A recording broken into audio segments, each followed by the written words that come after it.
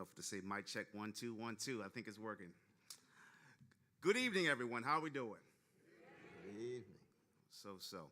Good evening, everyone. How are we doing? Good evening. It is so good to be here at our 4th annual State of the African American Union address, where we come here to talk about current events in an intellectual forum, but also in a space and a language that is for everybody. And so we are extremely excited this year to bring none other than the world-renowned, famous, intellectual, and downright person of the people, Dr. Cornel West. Can y'all just, hey. God bless you. God bless you. God bless you. God bless you. God bless you. God bless you. God bless you.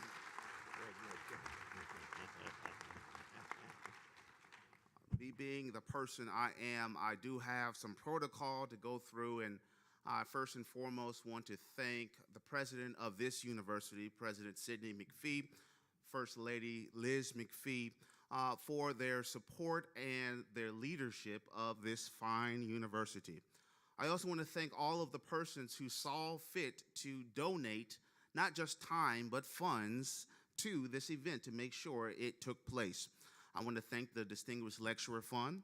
I also want to thank President McPhee. I want to thank the Albert Gore Research Center.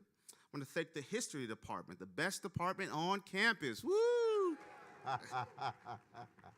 And Africana Studies, the also best department on. I'm biased, those are my departments. The College of Liberal Arts. Ooh, yeah, y'all can give them some love too. I guess I'm going down my roll call. The Intercultural and Diversity Affairs Department, as well as the Philosophy and Religious Studies Departments. Will you just put your hands together and celebrate our departments for providing for our students in and outside of the classroom. I also want to thank the faculty of Middle Tennessee State University for spreading the word, including this particular conversation in your syllabi or other forms of education. Thank you for your support. I want to thank Daniel Rochelle and the Intercultural and Diversity Affairs team. Yeah, they deserve a lot of round of applause, because ultimately, me as a historian, I know how to read and write. I don't know how much work goes into the planning, so thank you for tightening some of my loose ends and making this event a reality. And surely last but not least, I want to thank you, all of the amazing students here at Middle Tennessee State University who saw fit to show up on a Friday night to show up for this historic event. Amen. So the State of the African American Union address is in its 4th year, and every year amazing students help engineer this event, that we make sure that the students come up with the questions, the students come up with the dialogue, and they engineer and direct that dialogue in a poetic way. And so this year it is no different, and our moderators include, if y'all just give a promenade wave, Miss Alondra McMillan, representing Africana Studies. Mr. Tobias Gurley, representing the Black Student Union. Ms. Paige Jackson, representing the Youth and College Division of the NAACP. And Shane Hinton, representing the 100 Collegiate Black Men on campus. Thank you so much, talented students. And now what you came here for, and that's not me. Over a year ago in a Black History course, HIST 2040 to be exact, I asked a few students who would be at the top of their list in terms of having a guest speaker come to this campus. I told them the criteria was that the person needed to be an intellectual, a thinker who would challenge us all, but also someone who had the respect within the academy, but was also accessible to the general public. The unanimous answer in that class was the Dr. Cornel West.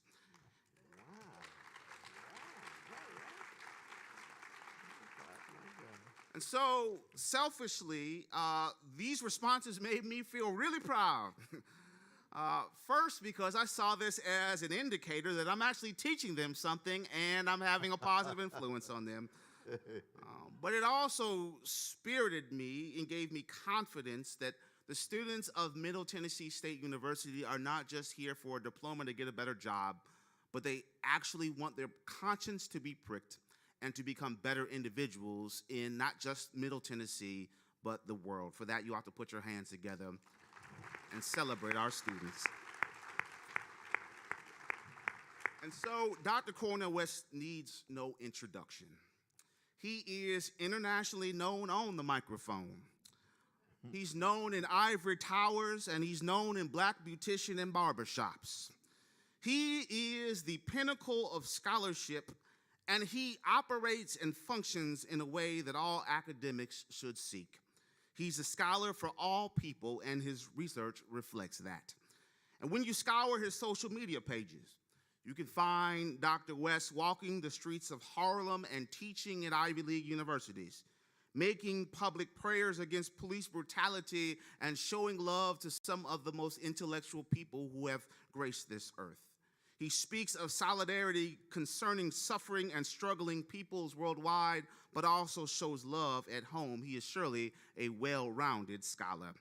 And so I am confident that the prestige of his work has not just been the language of the people, but it also has not gone to his head. And so I leave you with this quote tonight, that tonight may speak the truth to power with love so that he has a quality of everyday life for ordinary people, and that ordinary experience be enhanced and white supremacy is stripped of its authority and legitimacy. I'm excited to welcome to MTSU a scholar, a member of the Alpha Phi Alpha Fraternity Incorporated, and maybe most importantly, a child of God who seeks liberation for all.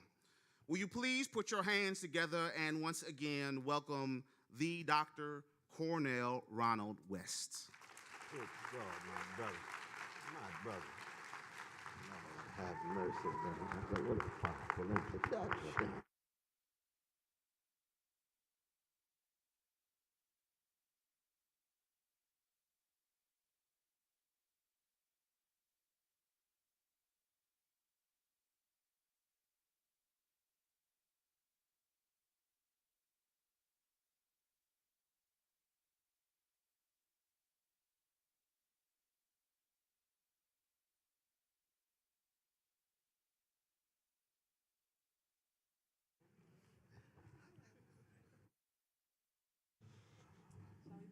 Oh, indeed, indeed. What a blessing to be here.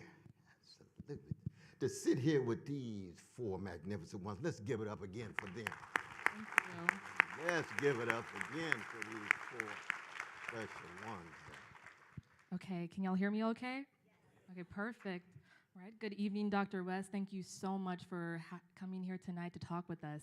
My name is Alondra McMillan, and I am a junior at MTSU and a political science major, and I will be representing Africana Studies tonight.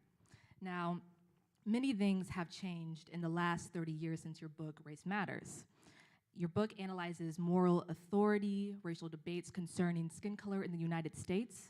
Your book also questions matters of economics and politics, as well as ethical issues and spirituality. In Race Matter, you discuss the crisis of Black leadership.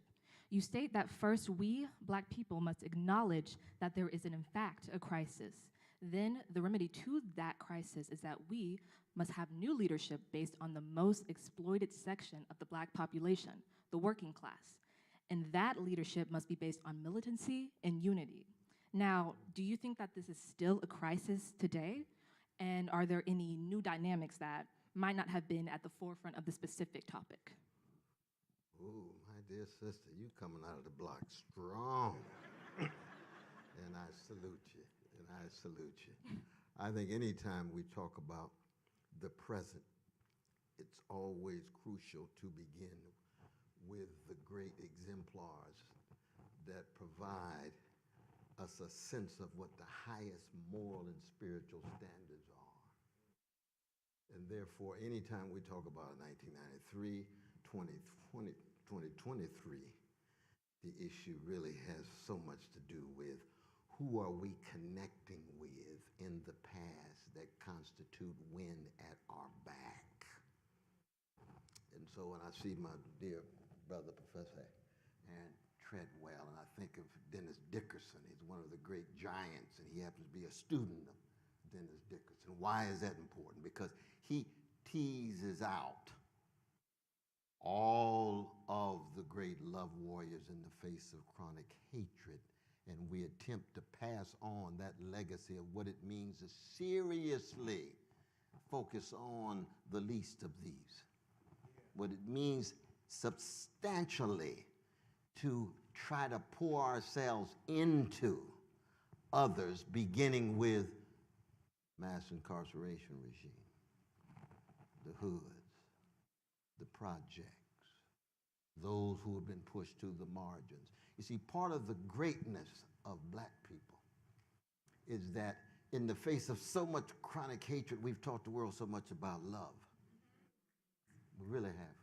We were talking about Tennessee in terms of Aretha Franklin, born in Memphis, Maurice White, Earth, Wind, and Fire, born in Memphis, and we haven't even got Tina Turner yet. And oh, and Sam Jackson too, Brother Shane. You're right, and your beloved Father Vaughn. Oh, my awful brother, and absolutely. But I love the way you all smile when you mention those names, because they're not just gestures. They are concrete human beings who, like you and like me, are who they are because somebody loved them. Somebody cared for them. Somebody took time to shape them. You all remember Raisin in the Sun, written by that genius from Southside Chicago, Lorraine Hansberry? And what's the fundamental aim of that play? How do you pass on to little Travis the great tradition of those who came before? The love, the courage, the vision in the face of all of that terror, not terrorizing back, but calling for liberty, freedom for everybody. Trauma coming at you, choosing to be a wounded healer rather than a wounded hurter. Oh, what a people. Moral and spiritual greatness, hard to find in the modern world.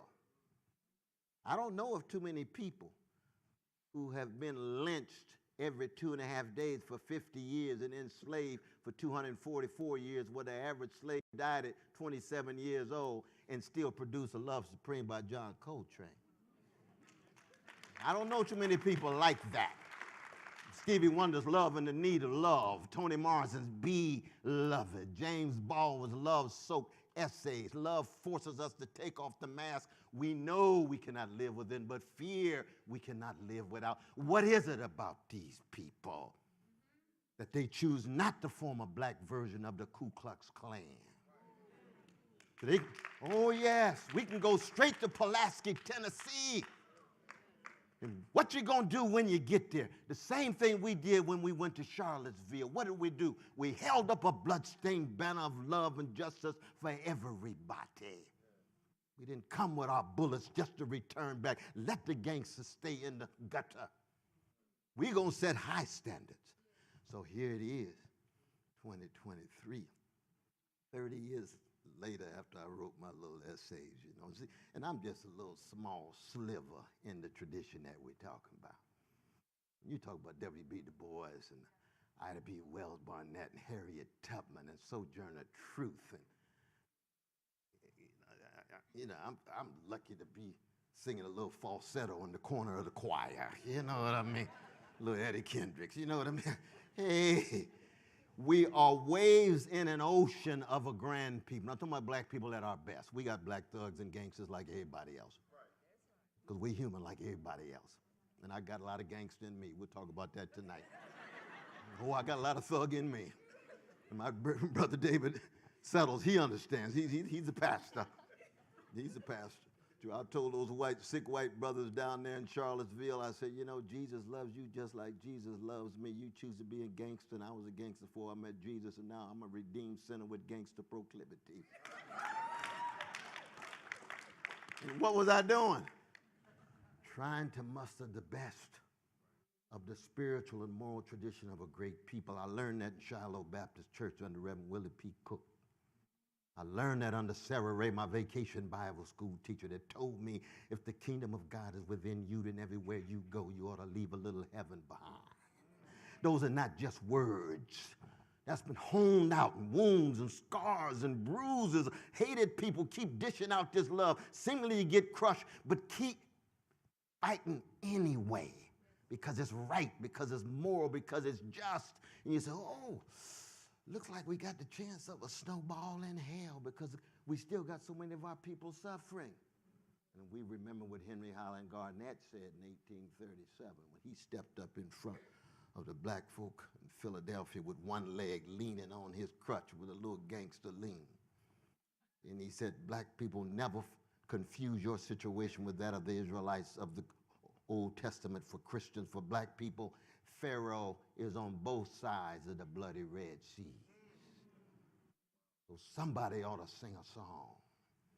Somebody got to keep loving the children after 244 years of slavery. Somebody got to embrace the young people after another 100 years of neo-slavery and Jane Crow and lynching. And here we are now in Jim Crow Jr. That's what we're living, Jim Crow Jr. Unprecedented opportunity for the black middle class, black working people catching hell, black poor people being crushed every day, still bouncing back, but crushed every day, but invisible. Where's the discourse on poverty? Where's the discourse on mass incarceration? Where's the discourse on decrepit schools in our hoods? Where's the discourse on indecent housing? Where's the discourse on health care availability? Where's the discourse on all of these guns and drugs flowing in and out of our communities with folk turning on each other? That's a spiritual crisis. And so in 1993, I talked about nihilism in black America, meaninglessness, hopelessness, touchlessness, but most crucially, lovelessness. The history of black people has been one dishing out love. Justice is what love looks like in public. 58 years ago, 3 days, Malcolm X was assassinated in Harlem. How come? His love for black people was so overwhelming. Martin King, his love. Garvey, his love. We can go on. Dorothy Irene Heights, her love.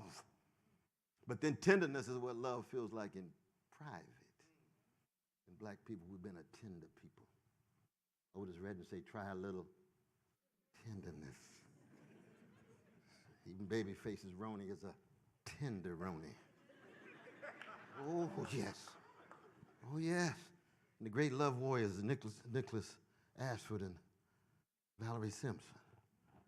There's a tenderness in now.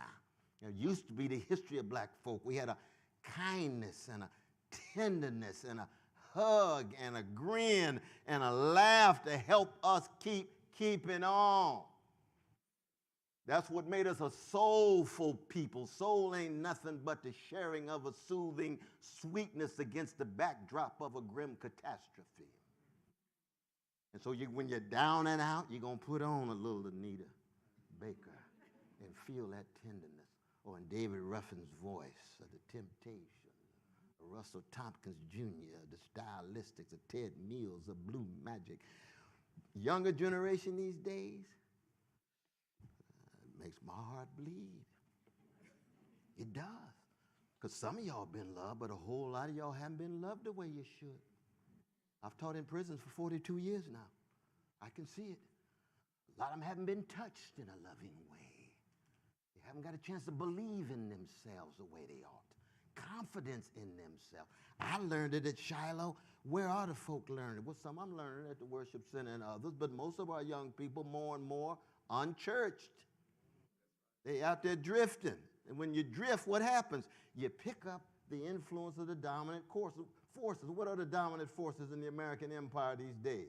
Money, cash, status, spectacle, survival of the slickest, obsessed with the 11th commandment, thou shalt not get caught. That becomes a whole way of life. So that to be human is to be successful. It's not to be morally and spiritually great. And you be successful by any means.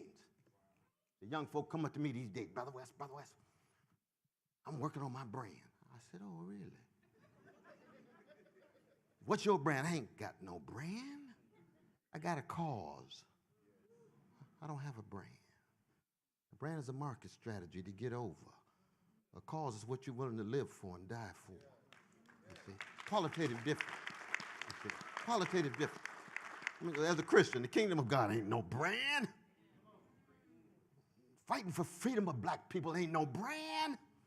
Fighting for freedom for everybody, no matter who they are, no matter what color, no matter what gender, no matter what sexual orientation, all of them made in the image and likeness of a loving God.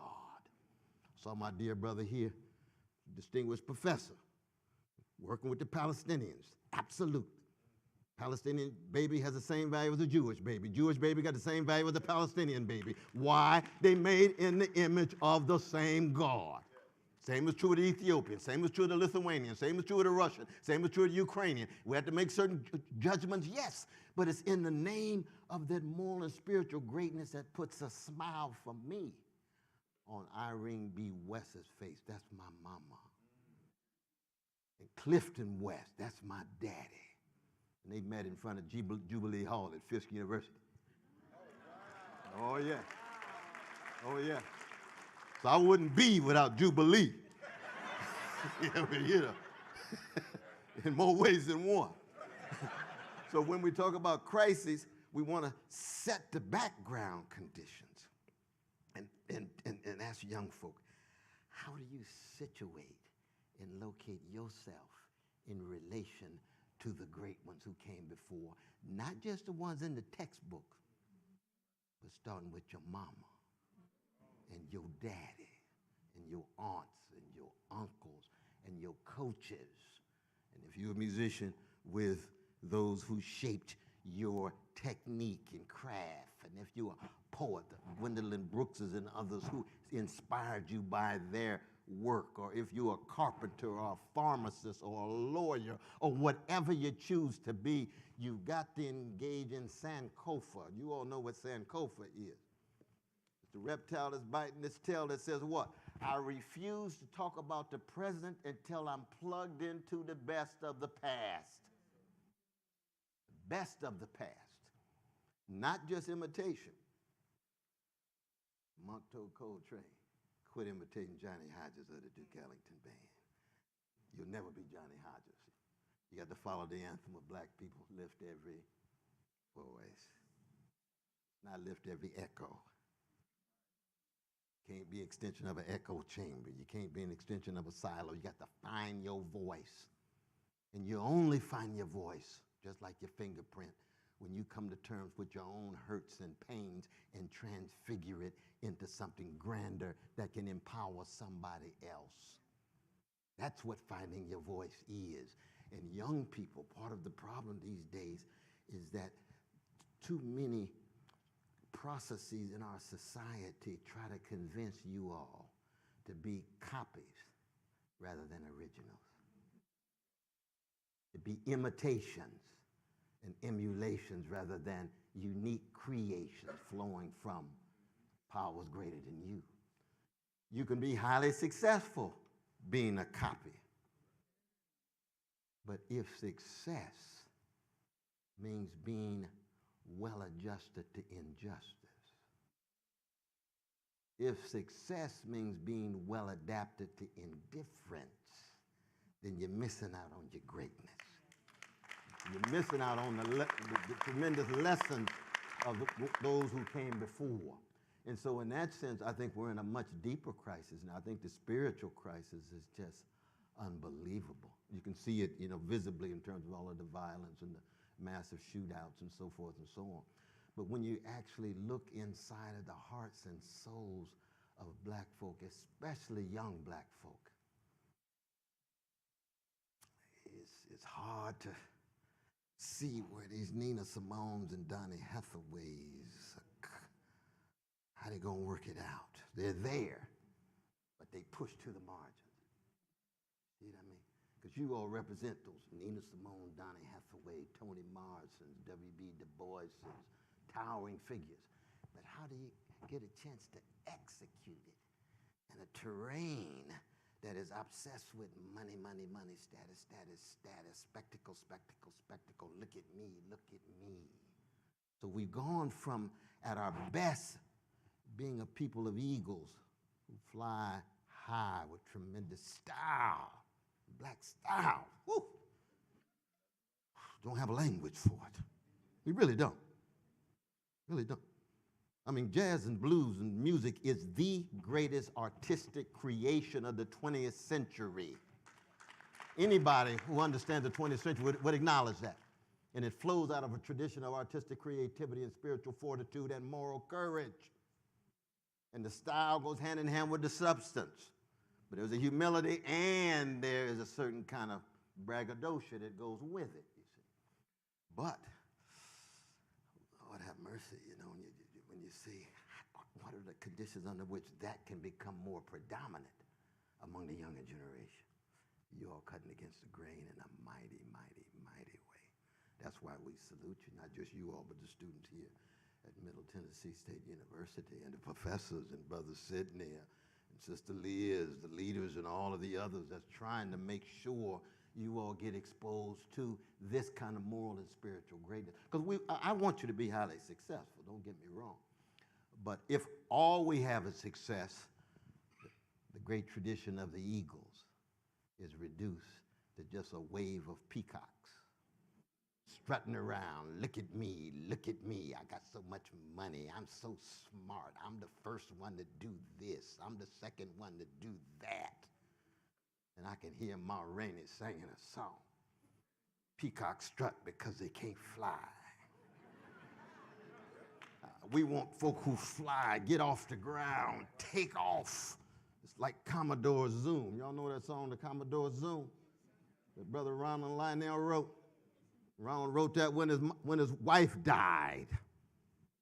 Zoom, that is the favorite song of the brothers in prison for my teaching of 41 years. What is it about Zoom? I want to fly away. It's a freedom dream. How do you sustain freedom dreams, to sustain your hope? Echoes of lift every voice. Dreams of freedom. Sustain us with integrity and courage and vision. To the degree to which we lose that, your deep question becomes even bleaker. Becomes even bleaker.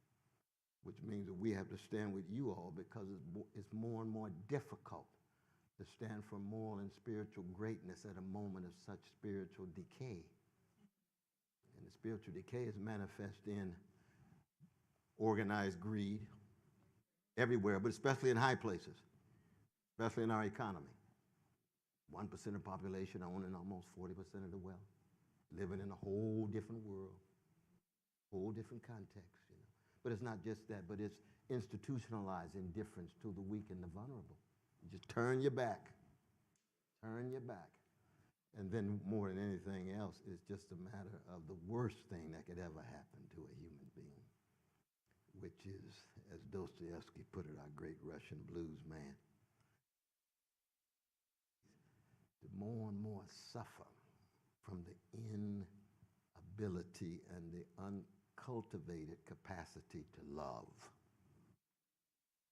That was Hamlet's problem in Shakespeare. Because if you go through life from mama's womb to tomb and never love, you done missed out on what it is to be human. If it's lust all the way down, if it's manipulation every moment, if it's domination and conquest every second, you miss out on the vulnerability and the intimacy which goes hand in hand with what love is. And in that sense, many of us are far behind our grandmamas and granddaddies because they knew how to love us. They may have been broke as the Ten Commandments financially, but they knew how to give, to respect and protect and correct. I won't get into how grandmama corrected me. It wasn't a nonviolent affair, let's just put it that way. Sometimes it went too far these days. So that in that sense, this question is a very, very tough one. But I'm thoroughly convinced that we, as a people, have had, just overwhelming circumstances coming at us with slavery and Jim Crow and so forth, and that we can bounce back and we can meet the challenge. But you have to have people who are telling the truth both to the powers that be, but also telling the truth to each other, and most importantly, telling the truth to ourselves. It doesn't help if you're telling the truth to everybody else but yourself. You're still living a lie. You're just truth-telling in this other context, which means you're spiritually disempowered if you're still not willing to tell the truth about yourself. And in that way, it becomes a matter of a holistic sense of what it is to be human. Self, people, family, embracing all of humanity, but also concerned about the powers that be, that spiritual wickedness in high places. It resides in all of our hearts and souls. But when the spiritual wickedness is in high places, it can crush oppressed people. So I know that's a long answer to your question. I appreciate it. It wasn't perfect. No, I appreciate myself. I appreciate that. I'm going to try to be a little shorter on each question, though, but you all don't. Absolutely. Thank you so much. Good evening, Dr. West. My name is Paige Jackson. My major is biology with a concentration of microbiology. I am a senior at MTSU, and I'm also MTSU's NAACP president. My first question of tonight would be, it has been proven that many African American women die in childbirth due to the medical field not acknowledging their concerns to equal concerns to white patients. What roles do university medical programs in this indoctrination do they have? As a medical student, what should my classes be teaching me about race, and what possibly offset these issues? Thank you for that powerful question. Another one, NAACP. Definitely. Well, first, we just have to be very candid and say that white supremacy is a crime against humanity. See, it's not just a discriminatory gesture. Now, we know any ideology that loses sight of the humanity of another precious and priceless being and then results in their being crushed, is a crime against humanity. But in the history of the modern world, and especially the history of the United States, white supremacy in its institutional and structural forms and in its individual and personal forms has constituted one of the fundamental pillars upon which the whole nation rests. And it doesn't begin with black folk. It begins with indigenous peoples. And we black folk should never, ever hide and conceal somebody else's suffering, even when we're talking about our own. So you got people on TV talking about slavery was America's original sin. No, get off the crack pipe now. Nope, that's not true. That was the second one. It was the encounter with indigenous peoples. Oh, we in a land that has no peoples, just buffaloes and Indians. Hey, that's white supremacy. You can't see the humanity of Precious Cherokee and others. And then here comes the vicious, barbaric slave trade and slave auction and the selling of those precious black babies across state lines, even continental lines from Barbados to Virginia, generation in and generation out. That's a crime against humanity, which means it ought to generate a moral outrage. It reminds me in some ways of the righteous indignation of a Palestinian Jew named Jesus. He went to that temple, 400 Roman troops protecting that temple, with a little ragtag group of disciples who were going to betray him, and then the main one going to deny him 3 times, Peter. But he went in anyway.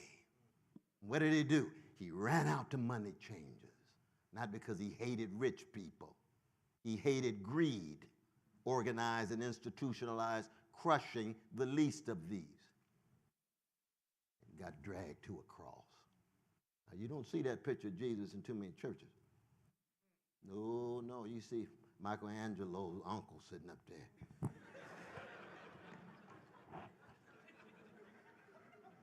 No, the Jesus I follow ran out to money changers because he had a righteous indignation. We ought to have that same righteous indignation when any slice of humanity is being treated in a vicious way.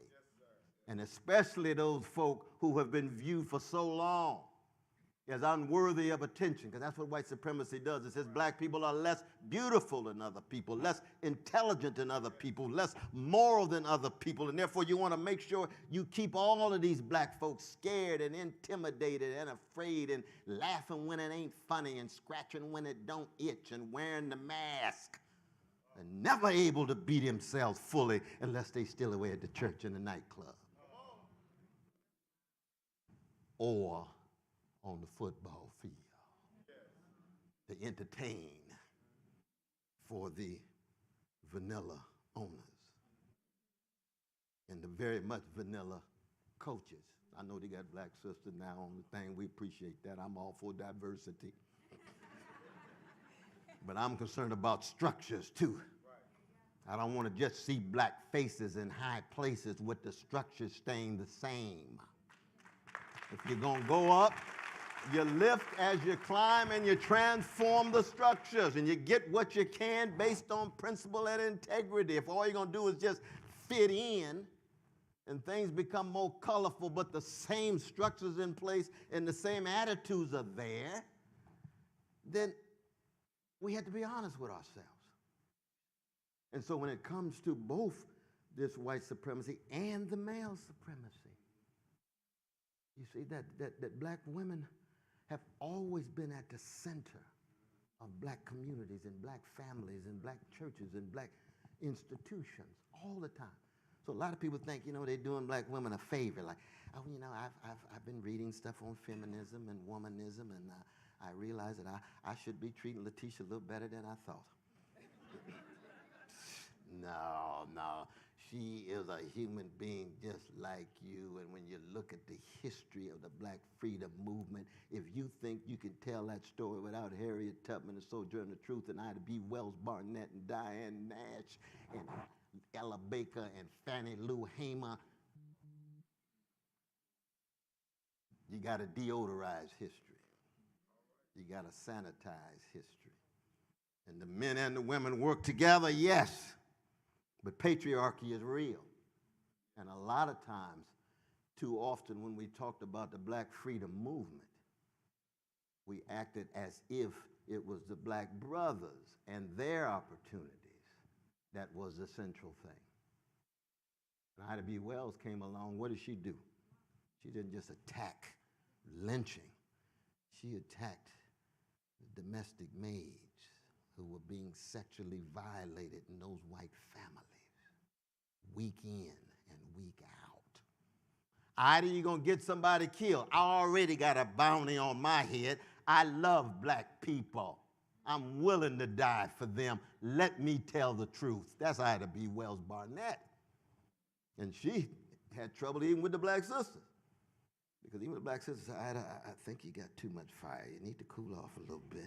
Somebody give her some tea, please, or some coffee or something. And Ida was Ida. Ida was Ida. Everybody don't have to be Ida. We got to be ourselves. Everybody got to find their own voice. But we appreciate those who have a fire inside of them so deep that they cannot hold their peace. As Walter Hawkins put it, what is this inside of me? And they set standards. So when you talk about the plight and predicament of our precious black sisters here, we need to put a spotlight on it. It needs to be crucial, central, and integral in how we talk about what black progress is. And that's a very controversial thing. It's a very controversial. My dear brother Al Sharpton, I love brother Al Sharpton. We've been struggling together for 45 years, and every time he go to prison, I'd go there and say my little Baptist prayer. He come out of Pentecostal tradition like Brother Settle, so he got a little bit more fire sometimes than I do when he's praying. But I could pray in a tense way, and I pray for him and things. But we fight each other because we understand that we got disagreements just like we both willing to live and die for the same cause. But when I heard him in Memphis the other day, he said Martin Luther King Jr. went on the mountaintop, and I'm going to tell you what he saw. Anybody remember what he said? He said, Martin Luther King went on the mountaintop, and he saw Barack Obama. He saw Kamala Harris. And Sister Camilla's sitting right there in the front row. And God bless her. I love both of them. I supported both of them, giving the Republicans the bar so low, you know. But I said, but let's just get this straight. Martin Luther King Jr. never went on a mountaintop, and the first thing he saw was black faces in high places in the American empire. He always looked for the least of these. And probably what he saw was new pharaohs, some of them black. Some of them so excited about being successful, they don't use their success for service to the least of these.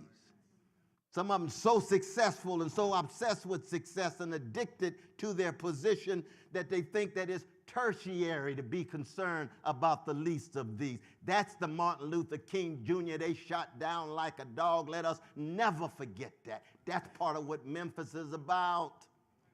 It's the blues city. Ordinary people in the language of James Cleveland, the everyday people in the language of Sly Stone. That is the standards. And if we pass it on the tradition, and all of a sudden the standards start collapsing, and it's just success, then we're not going to be able to focus on the kind of crucial issue you talked about. Now, all of us fall short, and I want to be honest about this because, I get in a lot of trouble being critical of black elite and the black middle class at our worst. We have some magnificent black middle class folk, but we got some scared, intimidated, greedy black middle class folk who run around scared. And we had to be honest. We had to be candid. And in doing that, you still have to be loving. Why? Because you have to be self-critical. You begin with yourself. How I fall short. But once I give up the standards and try to rationalize my falling short by acting as if the standards no longer hold, then the Martin Kings and the Malcolm X's simply become isolated icons in a museum. They're no longer part of a vital tradition that must be kept alive. No tradition is kept alive without it being recast, refashioned every generation. And if not, then you lose the best of it. You lose the best of it. Look at our tradition now in music. See, when I was growing up, you all might not remember this, but you see, there used to be a time when you had black groups, male and female, who sounded so silky and sweet, the dramatics and the delphonics and main ingredient, the whispers and enchantment. I don't even have a language for it. It really is, because it touched your soul at the deepest level. It wasn't about titillation. It wasn't about stimulation. It wasn't G-string, It was how you learn how to connect and relate to people of high quality in a relationship. We ain't talking about Motown yet. You see? Now, what has happened is in the music industry, that got pushed aside. And so right now, among so many of the musicians, other than Boys and Men and a few other groups, they gone. How come? They don't make money for the folk in the industry at all. Well, what does make money for folk in the industry? G-string. We're going to let freedom ring to bling bling. Flat, hedonistic, narcissistic. Young folk have the right to raise their own voices. It's a beautiful thing. Just be mindful of what has been bequeathed. Because the worst thing you do is want to be like the Delphonics or the Emotions or the Jones Girls or any of those groups that were singing from their heart, mind, and soul about the deepest forms of relationship and love.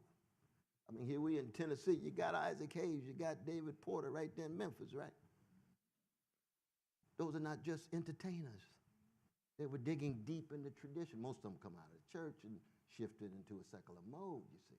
But they have been shaped by that, you see. And so when we actually talk about how do you keep track of these sisters who are being overlooked with the coincidence of white supremacy and male supremacy and a healthcare system which unfortunately is still fundamentally tied to money. Fundamentally tied to money. Market-driven, profit-oriented medical care. You say, oh my God, how can that be? How can that be? And we have to raise our voices true to our national anthem, no matter how unpopular they are, and no matter how at times it looks as if you're just crying in the wilderness. Because in the end, you know, the real calling and vocation has nothing to do with what this world has to offer. There's a grander power. That's what you have to be accountable to. And that grander power is always bigger than you, and it's bigger than the world. Bigger than the world. It's not just God, I'm speaking as a Christian, but it's a God that's inseparable from the precious humanity and the needs of oppressed people, poor people, suffering people, shuddering people, struggling people. And that's true all around the world. That's true all around the world. So that's the beginning of an answer to your question, my dear sister. I appreciate you, definitely, definitely. Yeah, Brother Shane. Brother Shane. Can y'all hear me? Okay, cool. Yes, indeed. All right, good afternoon, Dr. West. I'm Shane Hinton. I'm part of the NAACP Treasurer and part of the 100 Black Men as well. I got a lot of questions, but No, you take your time now, because we in no rush tonight. We in no rush tonight. We stay as long as you all like. so after Dr. Martin Luther King passed away in 1968, and you described the issues that we are blacks dealing with today, how has integration helped or hurt African Americans from the implementations to today? Ooh, yes, yes. Well, you all been just so wonderful. So wonderful.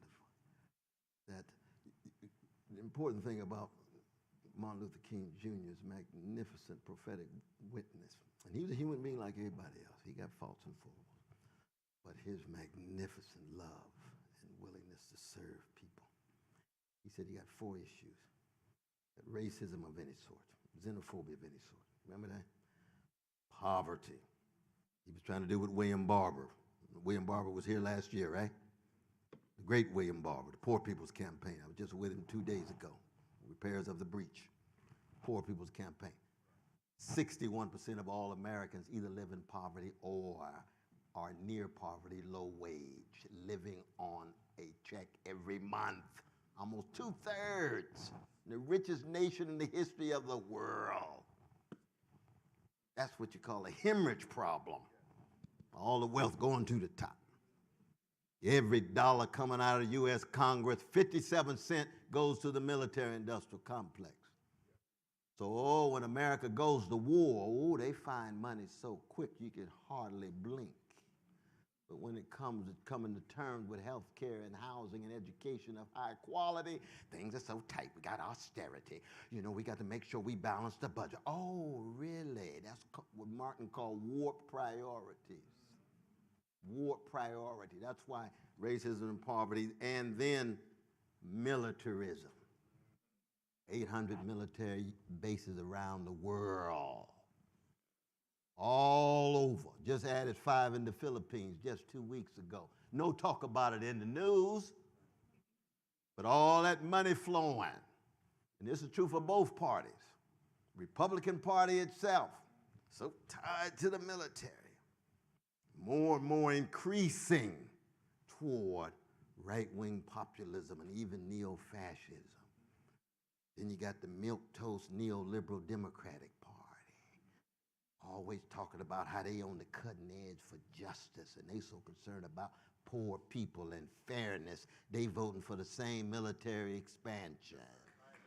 Same military expansion.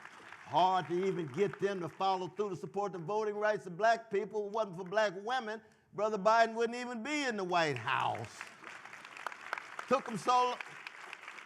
But those are the choices we have.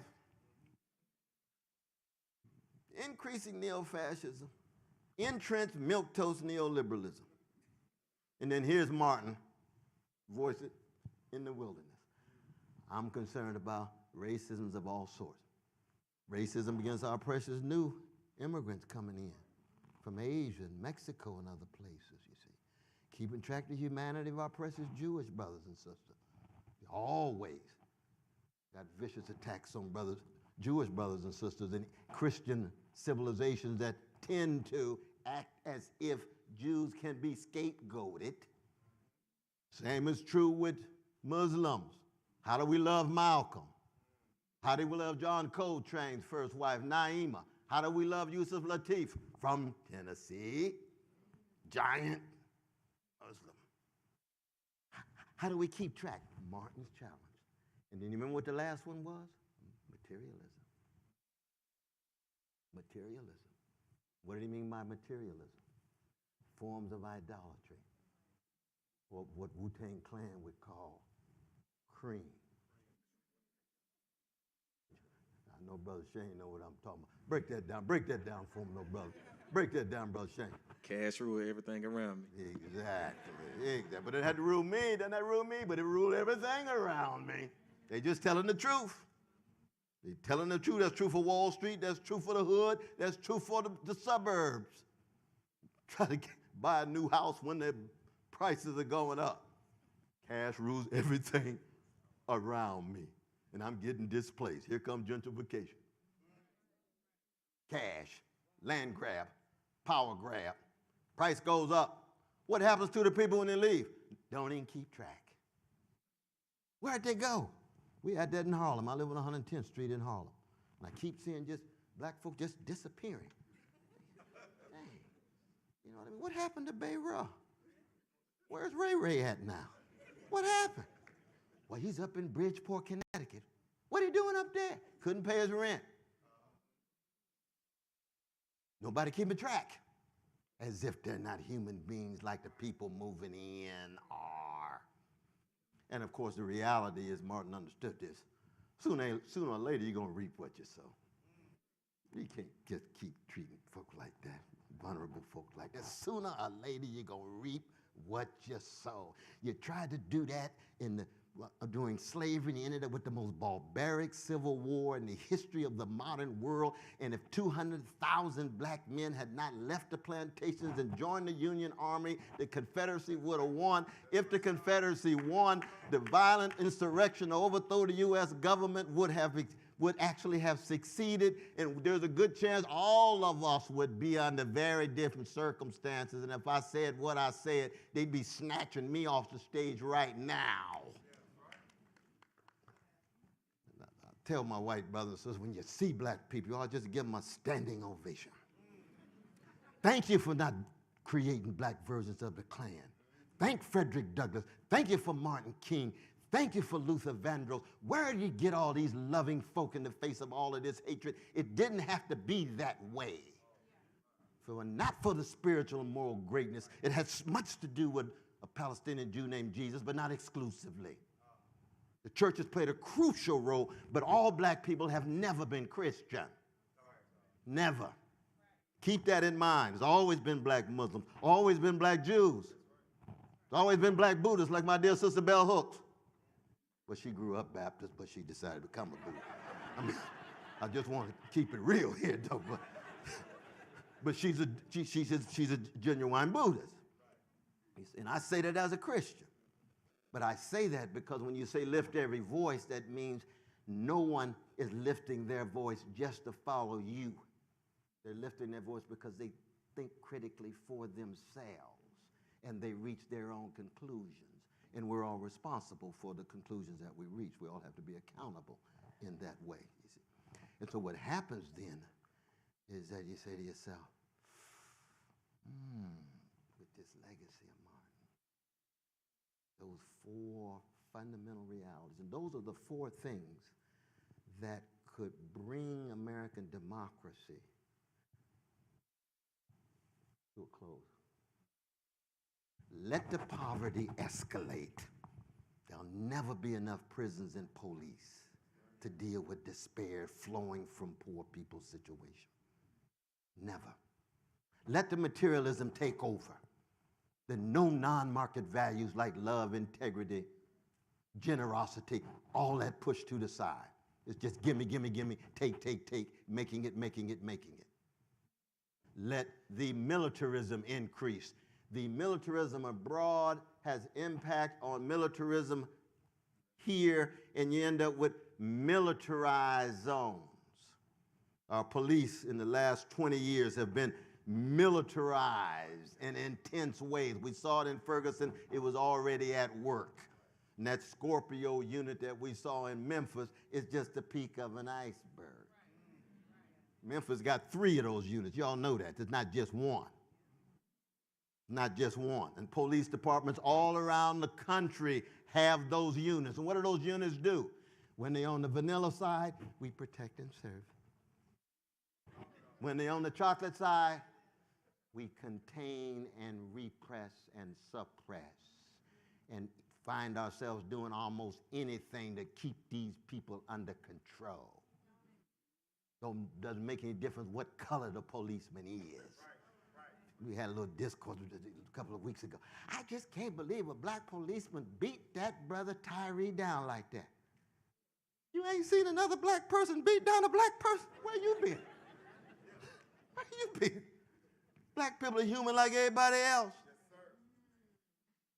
If their mind is twisted and their soul is disoriented and they're full of cruelty and meanness, they're going to do the same thing any other human being whose mind is twisted and whose soul is disoriented. But you can see how it's a distraction. The discourse. Oh, the police were black. Oh, my God, we really got a problem now. And it's true, it's worthy of some kind of discussion because it's wrong, and we know what's wrong cuts across color. What's just cuts across color.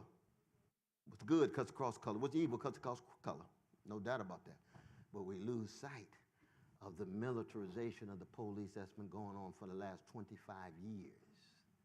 Because there's no way you can have an empire of 800 military units abroad and think that the militaristic ethos is not manifest in your own life. All you got to do is look at Hollywood films. All you got to do is look at what is available to young folk, even the videos.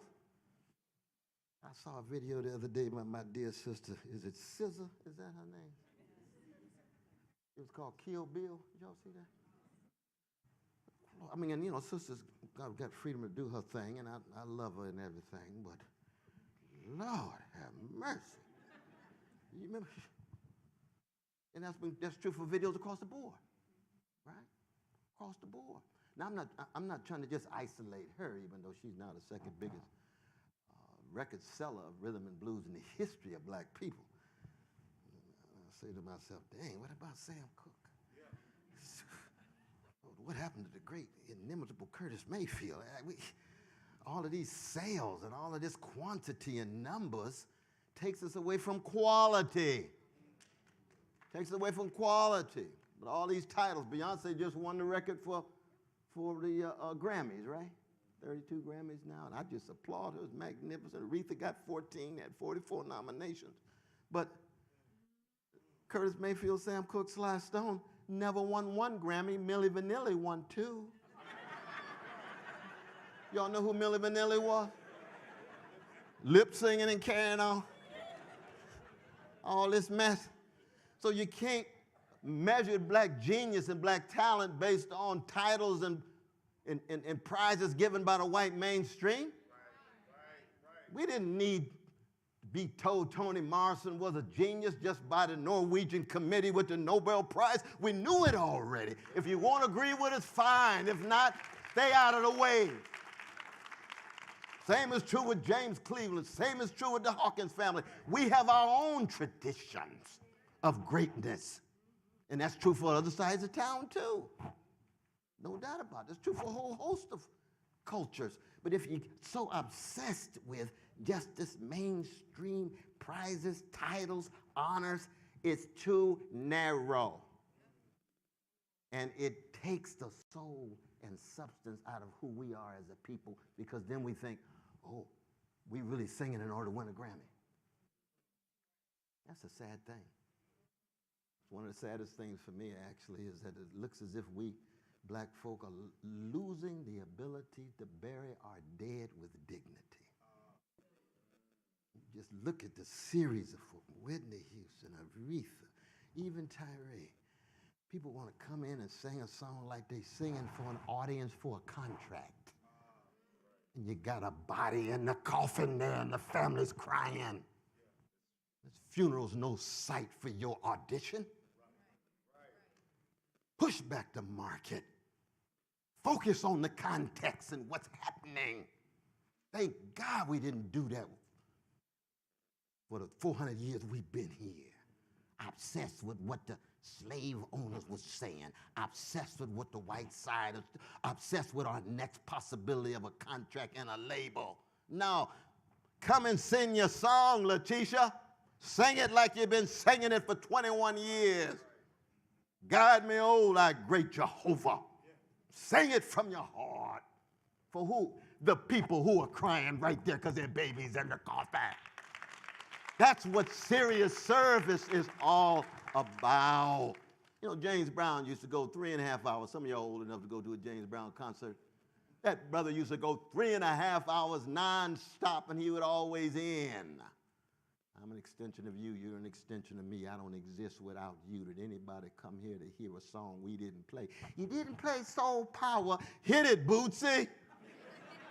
We're going to play the song for this sister. She came all the way here and paid her $25. We ain't no spectacle. People come to see us and make us feel good about ourselves. We're here to serve the people. We're here to give to the people, to pour out to the people. That's where our great figures have come from. And if we miss out on that in all of the forms, whatever jobs we have, you see, then it's going to be hard to pass on that legacy of Martin, because Martin is on the same continuum of just giving everything. When they looked at him in the coffin, you remember what the doctor said? He had the body of a 65-year-old man, 39 years old. Malcolm the same way. And there's been so many others, black women and others. There's been some white brothers and sisters. The Miles Hortons, founder of Highlander Center, with Rosa Parks, was 3 months before she sat out on a bus in order to stand up for justice. She's right there with Miles Horton. Miles Horton right here in Tennessee. You all know Highlander. His wife co-wrote, "We Shall Overcome." And it's very important for the white brothers and sisters to keep in mind in terms of our embrace, coming out of NAACP and other black organizations. Nothing wrong with black context and black organizations and black institutions, but we always have been open to embrace others. But nowadays, you know, the young brothers and sisters, white brothers and sisters come up to me and say, Brother West, I just want to be your ally. I say, what? Ally? I thought you were choosing to be a human being with courage and integrity, be in solidarity with people who are struggling and earn your status by being part of the struggle. That ain't no ally at all. It's like Gil Evans, a white brother playing the piano for Miles Davis's quartet. He ain't no ally, he's in the band. He's in the band. Sly Stone didn't have a black brother playing the drums. He had brother Jerry. Was Jerry an ally in Sly and the Family Stone? No, Jerry was in the band. He earned his voice and created a crucial role in the production of the performance. That's what movements do. We've always had white brothers and sisters who played crucial roles in the struggle for black freedom. The problem has been, it's been a narrow slice, and they got a whole lot of white cousins who never got the memo. We need a broader, prophetic slice. That's the crucial thing. And that's what Martin was concerned about. Keeping the great standards going, but always being willing to embrace in that way. And of course, again, you know, Lord have mercy. You know, we just don't know. This ecological catastrophe, nuclear catastrophes impending. You all are up against a whole lot in terms of wrestling with these new kind of realities that was much less crucial for us. We didn't think about the end of the planet, and we didn't in that way. We thought about the end of the planet in terms of the nuclear bombs, but not the ecological thing. It was, you know, it was 78 the other day. I was in Pittsburgh. It used to be 23. Everybody run around in short pants and T-shirts. I said, no, this is the Keith Sweat moment. Something just ain't right. Something just ain't right. And it's ecological. And that's tied to greed at the top, as well as greed across class and race and so forth. Definitely. But thank you for your question. It's good your connection with your precious father, though, man. Isn't that a beautiful thing? Let's give it up for both of them. Give it up for both of them. That father-son connection is a beautiful thing. Beautiful thing. Good evening, Dr. West. How you doing, My name is Tobias Gurley. I'm a biology student here at MTSU, and I'm also representing the Black Student Union on campus also. I like that shirt you got. You can Yes, show that shirt. Yeah, that's it. Black Student Union. Absolutely. So as a student on a PWI campus, how important is it to be taught the role that race has played in the nation's development? This includes CRT, which is currently being targeted by legislation, making it illegal in classrooms. Finally, as a soon-to-be biology teacher, should my college professors still be responsible to teach and recognize the impact that race plays in this society? Ooh, appreciate that in biology too. God, my beloved father majored in biology, man. God, beautiful thing to see. Part of his afterlife at work in our lives. A beautiful thing.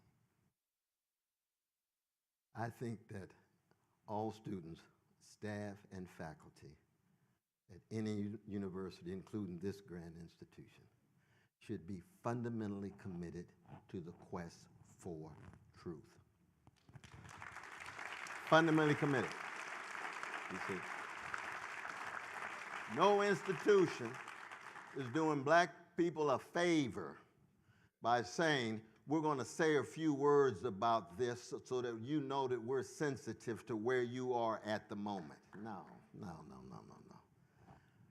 All we want is a full-fledged, we know it's fallible, all of us are fallen, all of us are finite, a full-fledged commitment to truth.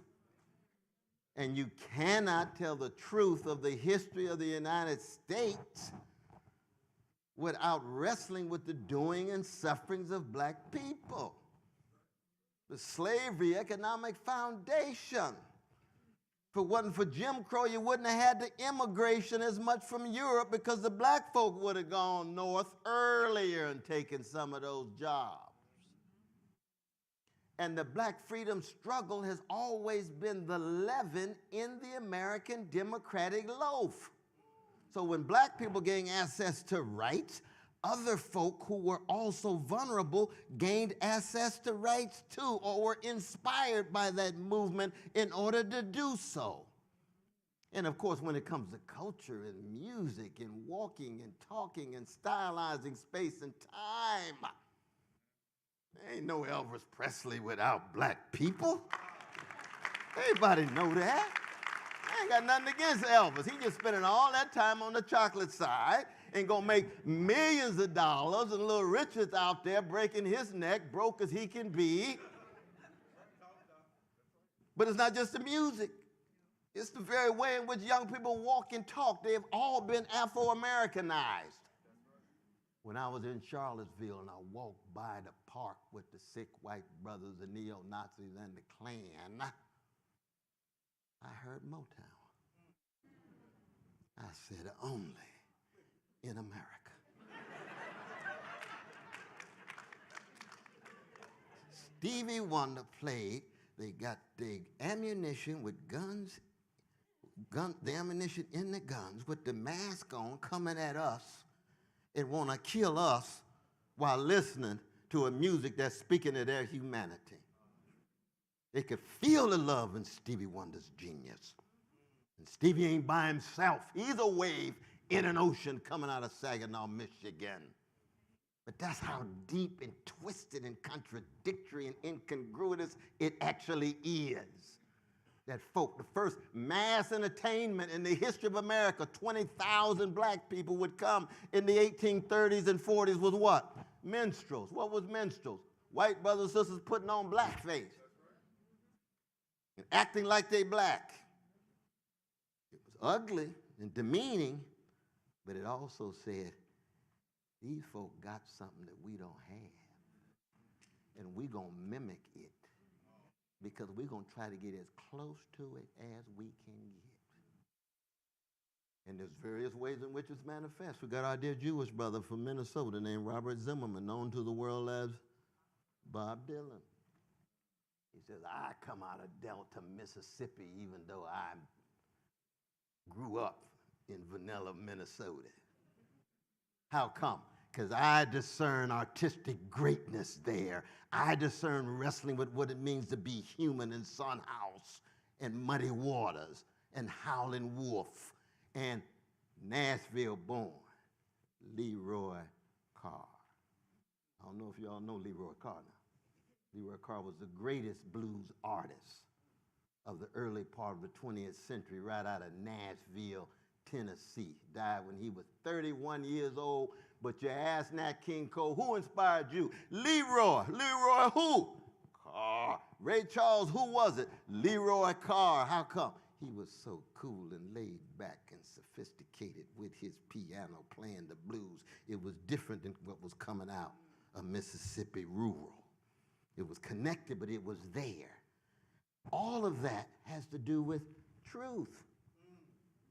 The sad thing, and this is where biology comes in, my brother. The sad thing, and this is one of the things that made U.S. slavery different than most other slaveries. There's been slave regimes all throughout the history of the species. You all know that.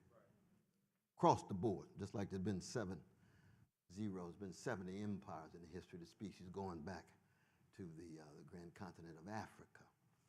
And we're the 68th empire. The empires do come and go. You don't fight for the best of them, you lose because the worst takes over. But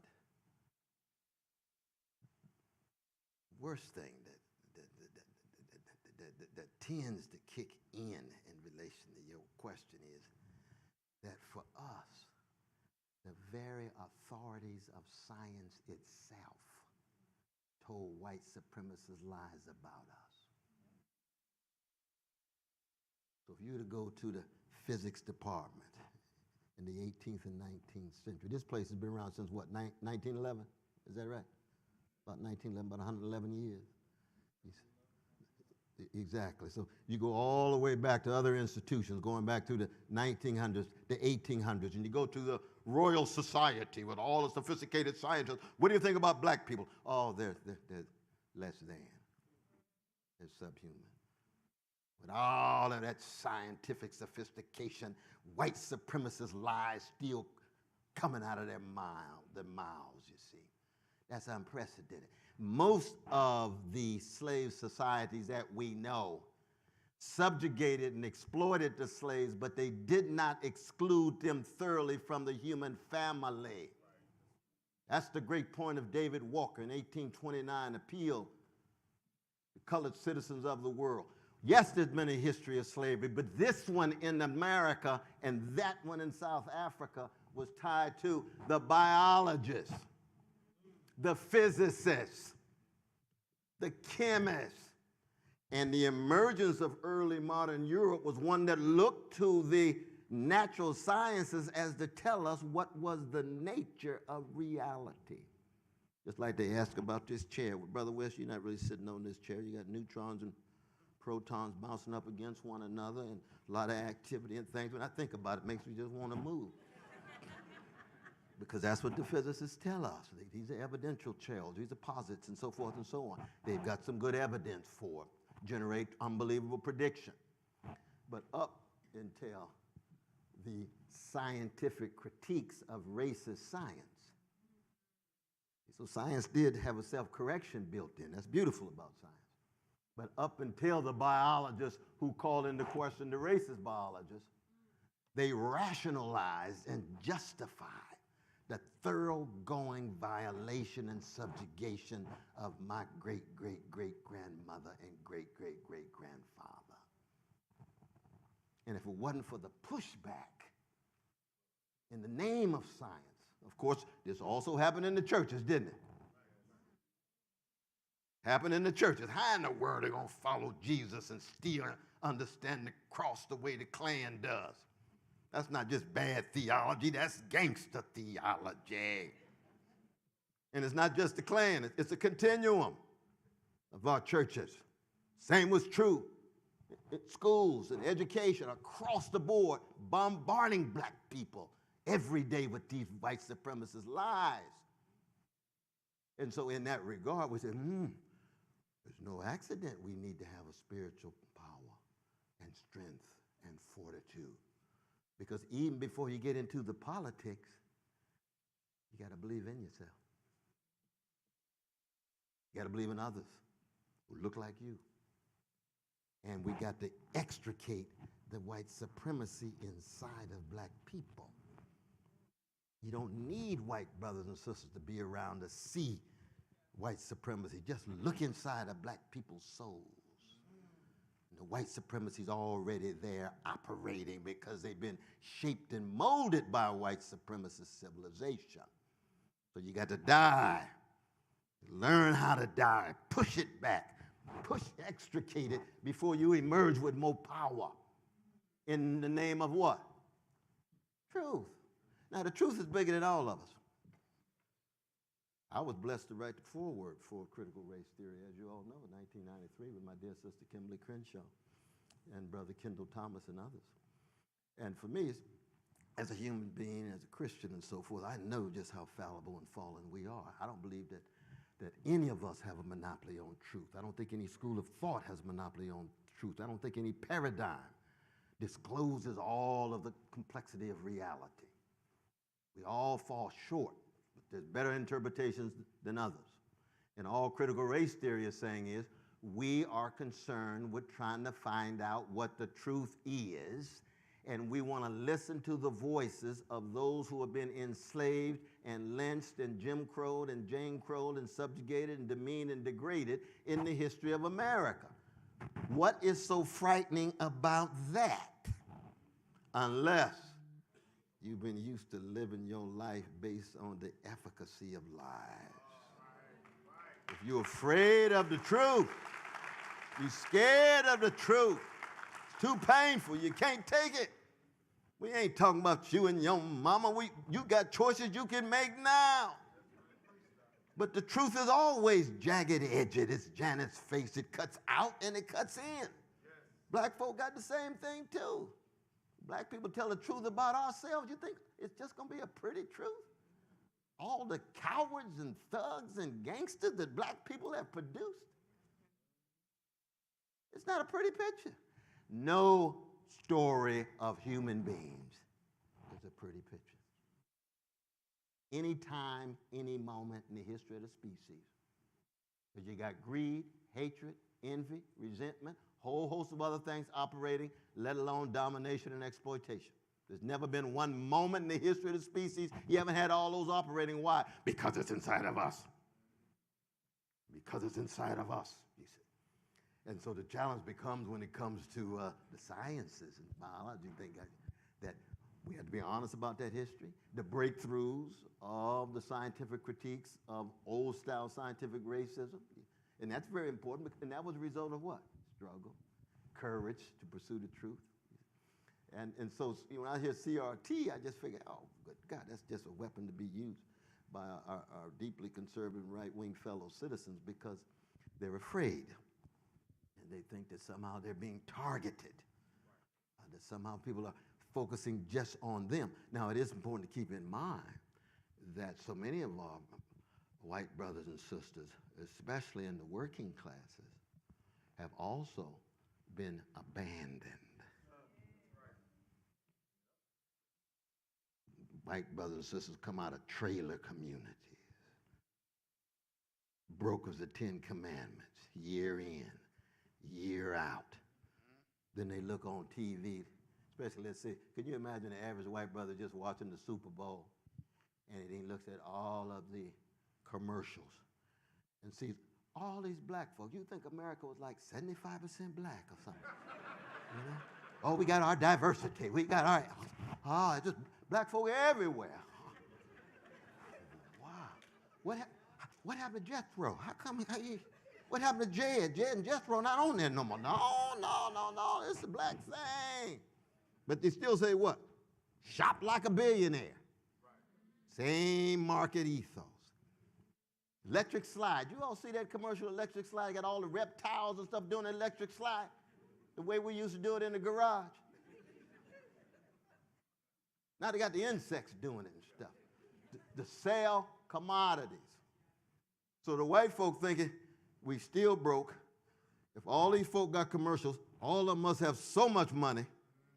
Then you bring in Oprah and others, and they do got big money. Okay, but for every Oprah, you got millions of black women who out there struggling. And we support Oprah to the degree to which her success is tied to a quest of moral and spiritual greatness. Right. Crucial.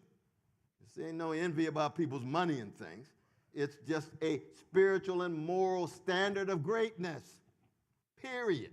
And all of us fall short. And so part of the problem with this critical race theory is that for a lot of white folk, they already feel as if they've been abandoned and they're invisible. And they think black folk just taking over. Then they turn to the football game. 2 black quarterbacks. Oh, Jade, give me some more beer. This is too much. Oh, Lord. Won't say a word about Colin Kaepernick. 2 black quarterbacks. Oh, what did these black folk want? They got the commercials. They got quarterbacks. He's headed it to a black halfback. Good God Almighty. We need Trump. We got to have Trump. I'm just being facetious, but you all see the point I'm making. That we have to be able to walk a mile in the shoes of our white working class and poor brothers and sisters, not because we accept any of their racism and xenophobia, but they themselves are also part of the weak and vulnerable in the larger economic system in which there's grotesque wealth inequality hemorrhaged at the top. That's the point that we're making. And at that point, it cuts across color. It doesn't mean, in fact, that the white supremacy is still not operating. It doesn't mean, in fact, that these white working class brothers and sisters have the truth when they say, oh, black folk are replacing us, Jews are replacing us, so-and-so replacing us. You say, well, there are more black professionals today than there was 50 years ago. Now, your replacement theory needs to be toned down. There have been breakthroughs for the black middle classes. That's very important. And that's what they see. Black president. What else do black folk want? Got the White House now. Gee. Good God. What's happening in the White House? That's the question. Wall Street gangster activity, insider trading, market manipulation, predatory lending. How many Wall Street executives went to jail? 0. Even less than the black folk in the National Hockey League.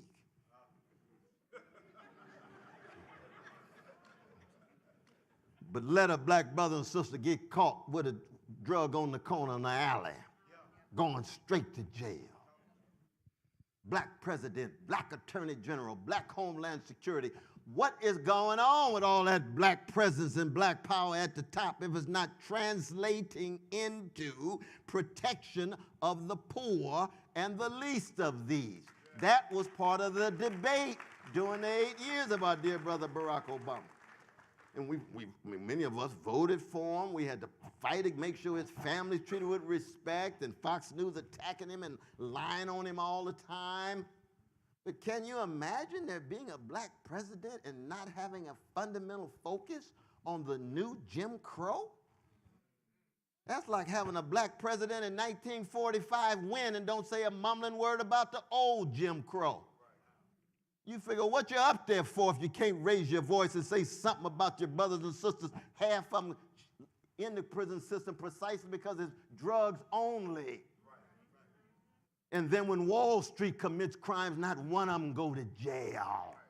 And you have a meeting and you tell them, I stand between you and the pitchforks, but don't worry, I will protect you. I called the White House exactly. I said, on biblical grounds, you do not protect Wall Street before you protect poor people.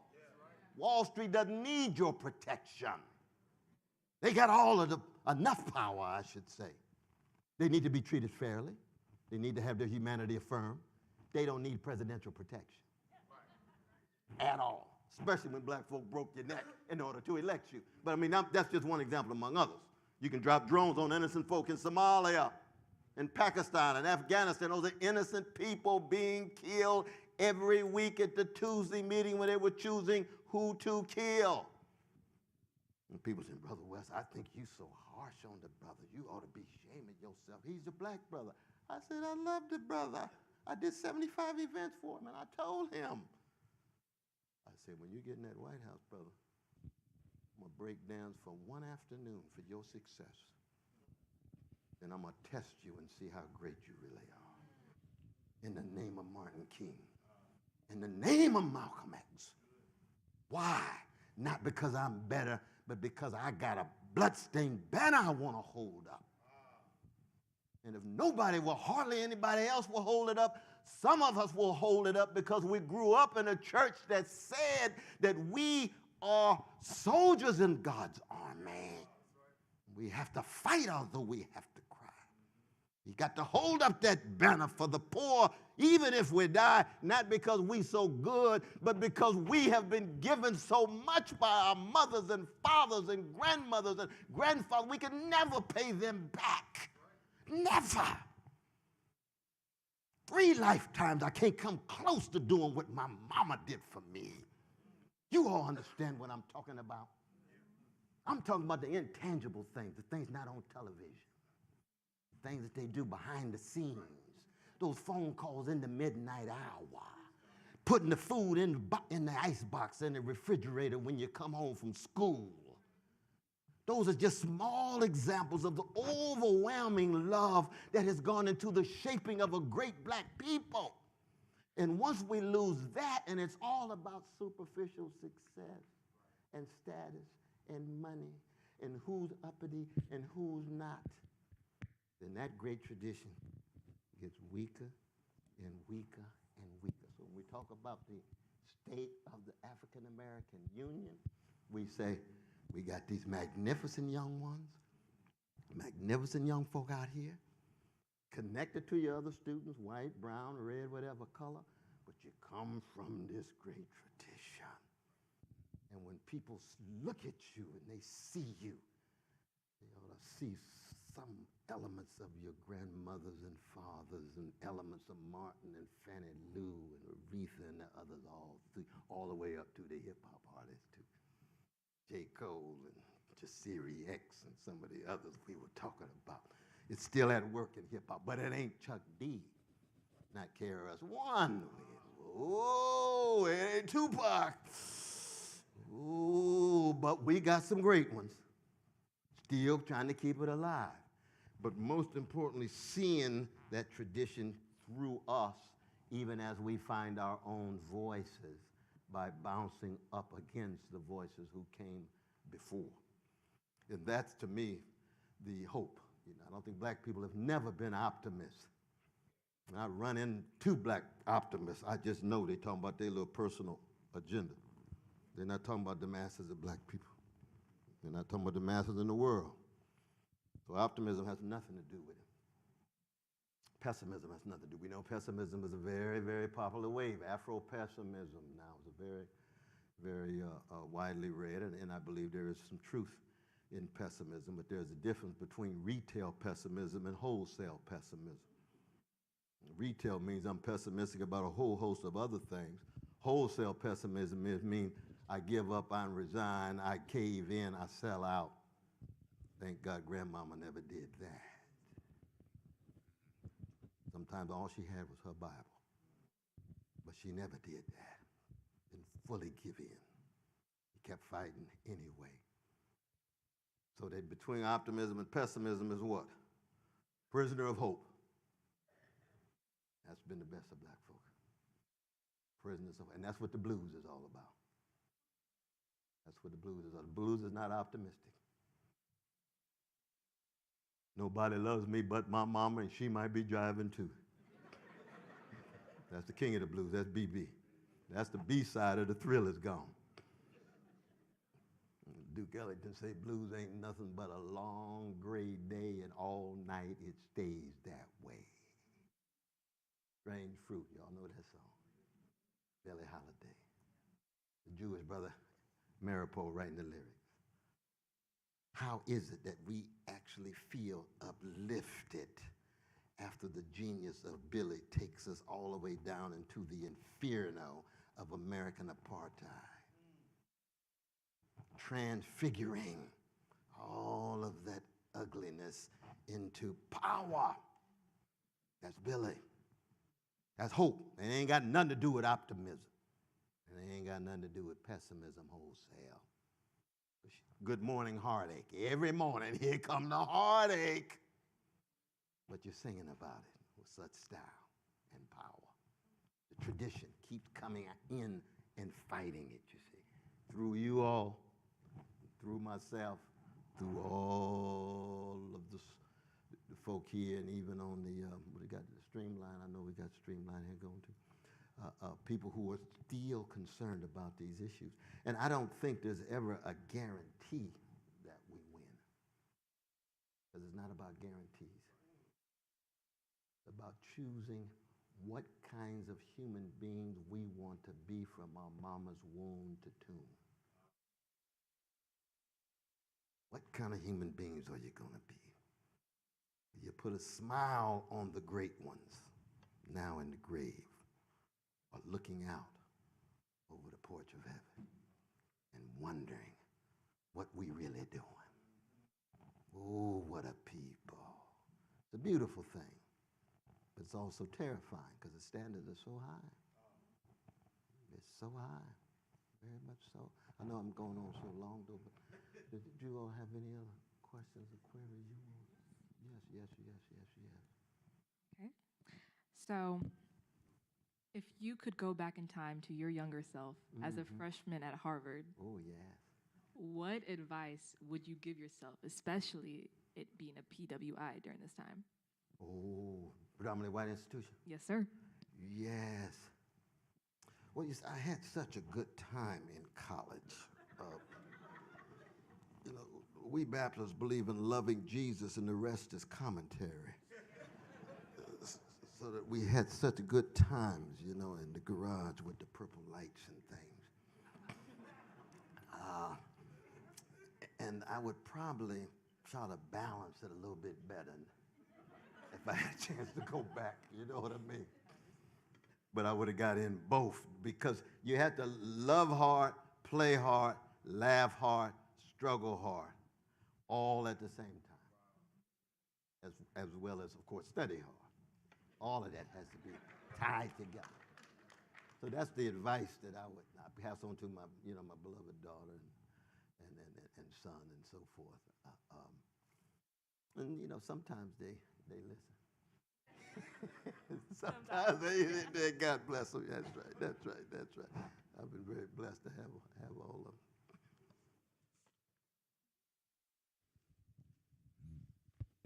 Well, once again, Dr. West, this is just me. Oh, This isn't God talking. This is just me. I was looking at that. Professor Aaron Treadwell, yes. I snuck a mic out the back. Don't sue me. We just again want to thank you for your time, sir. Can you just again put your hands together? Did we not have a good time Thank tonight? you very much. Thank you very much. Thank you very much. Oh, you're so kind. You're so kind. But we can take time for questions for the audience if you like to. You are very kind. Thank you so much. God bless you. God bless you. We can take some time for the audience if you like, though, brother. You want to take a little time with the audience? Is that all right?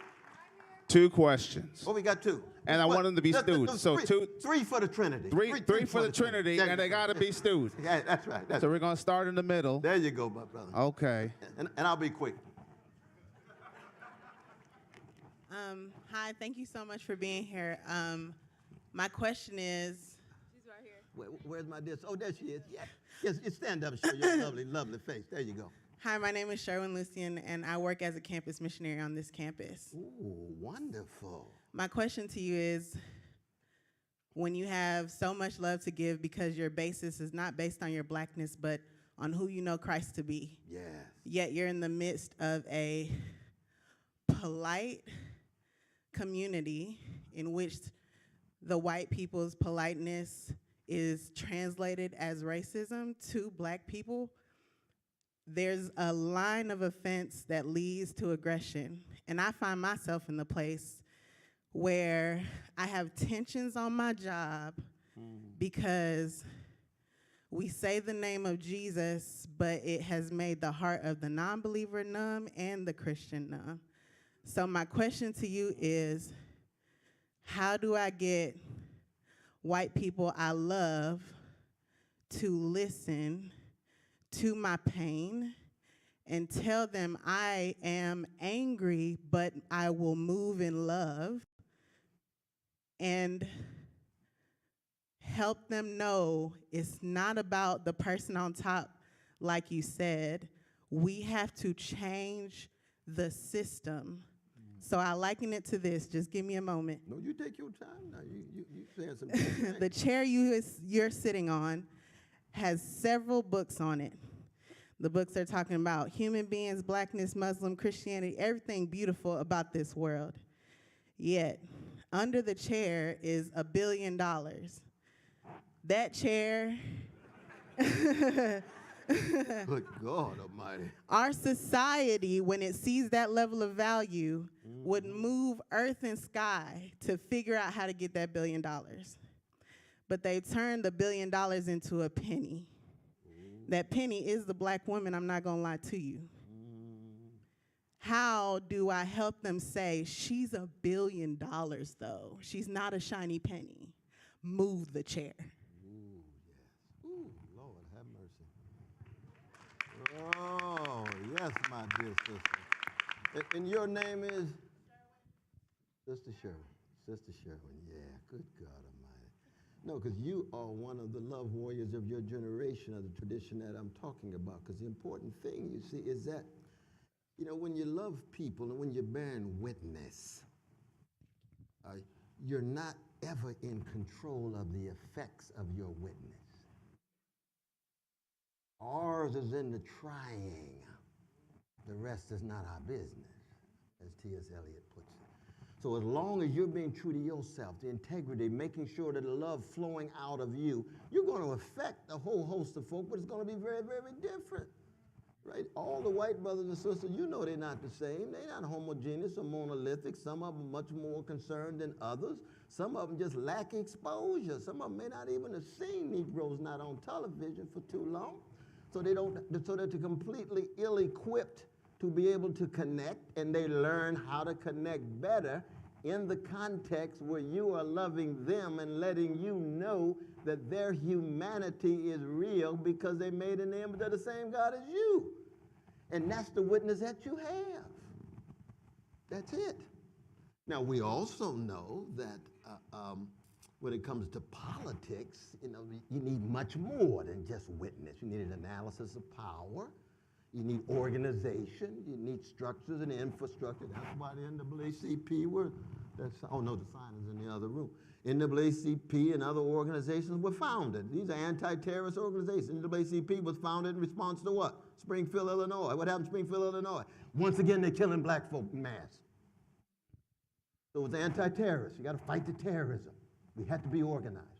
But if all we have is just the politics and don't have what you have, which is that deep love in your heart that spills over across people no matter what color they are, gender, and so forth, then you still got emptiness and sounding brass and tinkling cymbal, as it were.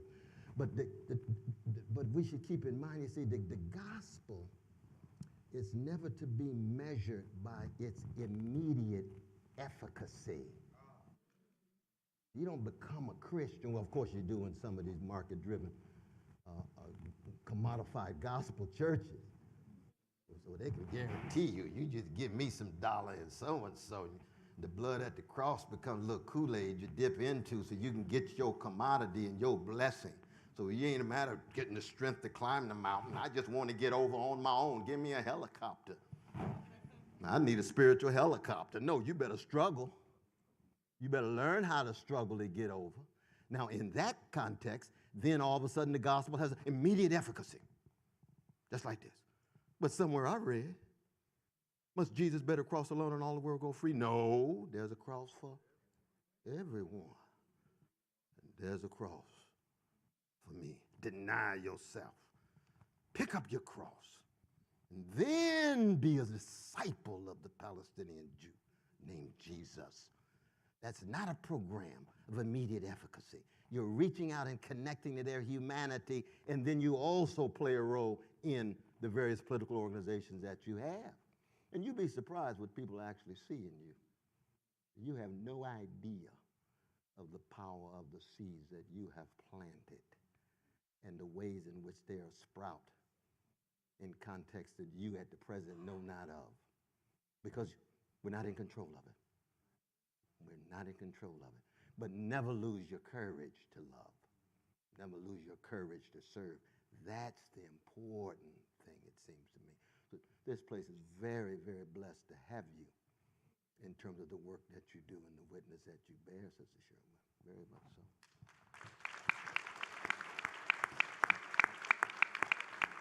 God bless you. God bless you. Okay. Hello, Dr. West. How are you? Oh, yes, there you are. Good to see you. Good to see you. Yes, so my name is Alexis Mahan, and I am a senior on campus, majoring in political science, double minoring in Africana Studies and Public Administration. Wow. So that's 3 different subject matter. Yes, and I'm also vice president of our campus's NAACP. So my question to you is, as a student and student leader on a PWI campus, I'm often approached by other Black students with grievances that they face, whether it's regarding treatment within their program of study, campus involvement, or just campus life in general. So what can I do as a student leader to ensure that their voices are heard, or at least empower or enforce unity within my community on a predominantly white campus? Appreciate you. And you're going to march with dignity on May the 6th. Is that right? Wow. Congratulations early, though, sister. That's a beautiful thing.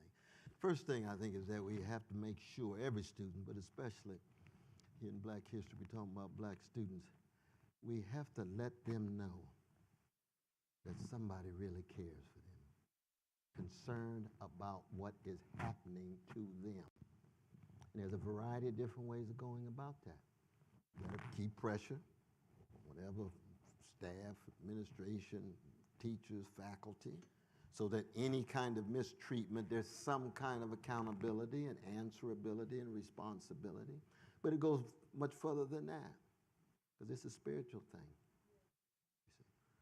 Just let folk know that when they lift their voices, somebody is bending to listen. Not just you, but the whole organization. But leadership matters. You all set the example. Black students, you all, as leaders, you all know that, you see. Leaders in the community, presidents, deans, and so forth. But the crucial thing is we want folk who are not being treated well to never, ever view themselves exclusively as victims. They've been at that moment victimized, but they come from a great people that resisted victimization, so that the last word is always something other than being a victim. Crucial. I mean, one of the discourses these days I hear of people come up to me and say, Brother West, I'm first and foremost an anti-racist. Anti-racist. When I talk to young folk, I want them to be anti-racist. You say, no, you missed the first step. That you love Black people, and therefore, by implication, you're anti-racist when they're treated unjustly. Don't focus on just the second step. Because just being an anti-racist overlooks the fact that you want the person that you're talking about to be affirmed, embraced, recognized, that however they're treated, that does not have the last word in terms of who they are, in terms of their humanity, in terms of the greatness of the people from whence they come. An anti-racist is just a parasite on a host. And the point of reference is still whiteness. And the best of black people have never, ever just been parasites on a white host. Even when we had to steal away at night and ring shouts to raise our voices to worship God, when it was against the law for black people to worship God without white supervision, against the law for black people to learn how to read and write, we still were not just victims. We raised our voices and sang "Swing Low, Sweet Chariot." You can't be a victim to sing that song. No, you can straighten your back out and you say, "Oh, I hate white supremacy," which is different than hating white folk. We ain't talking about hating white folk, we're hating white supremacy. Right. You hating the sin and still stand in contact with the humanity of the sinner. But at the same time, the person who comes to you after you all have the dialogue, they just feel more empowered. We appreciate that, Sister Shirley. I wish you were going to be around next year rather than graduate so we can continue our long conversation about how we're going to work this out. Till December. All right, indeed. But of course, you passing this on to the younger folk here at Middle Tennessee State University, right? So the crucial thing is pressure. You got to keep pressure on whoever's responsible. And the context of a love, embrace, affirmation, empowerment, ennoblement. That's the very crucial thing. Why? Because it's not an isolated incident. You see, if black students think they're going to get upset because there's a racist act that was committed, hey, it's going to happen again. You got to be fortified. You can't allow it for you to be in dread or despair. You got to be, well, we put on the full armor, as Ephesians 6 says, you see. You got to be ready for whatever comes your way. And in the last word will always be a last word of love, affirmation, embrace, and flying like an eagle, what we were talking about before, definitely. So I salute you, my dear sister vice president. We got president and vice president up here. That's nice. And that's the truth. That's the way it's supposed to be. Good evening, Dr. West. Yeah, to your right. Yeah, good to see you there. Yes, I'm Marshall Locke. I'm a music business major. I'm a sophomore, but I'm an Air Force vet, and I'm a certified minister. I was saved when I was 6, and I've walked with Christ pretty much my entire life. Yeah. And in my experience up to this point, you've kind of touched on the relationship of the gospel moving forward in America. My question to you is, how do you prioritize the gospel in a America that is becoming less about the same values? Appreciate it though, brother. That I think one of the most fundamental motifs, my brother, yeah, you can stand it like you see, fundamental themes and motifs of the biblical text. And there's a whole host of them, but one we need to hear now more than anything else. Be not afraid. Courage. Be not afraid. Over and over again. Hebrew scripture, Christian New Testament. Be not afraid. I am with you. Stand on the promises. Be willing to undergo whatever treatment that the world has to give you, but be not afraid. I tell you a story that Daddy King told me many, many decades ago about his beloved son, Martin Luther King Jr. They had Brother Martin in a paddy wagon for 4.5 hours going from Atlanta to Stocknall County with a German Shepherd in the dark. Just he and the German Shepherd in the paddy wagon in the dark. Can't see nothing. All he hears is barking. When he finally got there to the county in the prison, Reed Prison, Daddy King said, I saw my son and I broke down. Almost straight away in which he broke down, you might recall when he saw his baby in the coffin at the funeral of Martin. He just completely collapsed. He said, I collapsed in that way. And what did Martin say? Martin stood up. He said, this is the cross we must bear for the freedom of our people. Where does that come from? That kind of power. Be not afraid. I will be with you even till the end of the world. That strain of courage, because courage is the enabling virtue of the other three virtues that Paul talked about of faith and hope. But the greatest of these is love. Or to put it in barbershop language, God ain't got no use for cowards.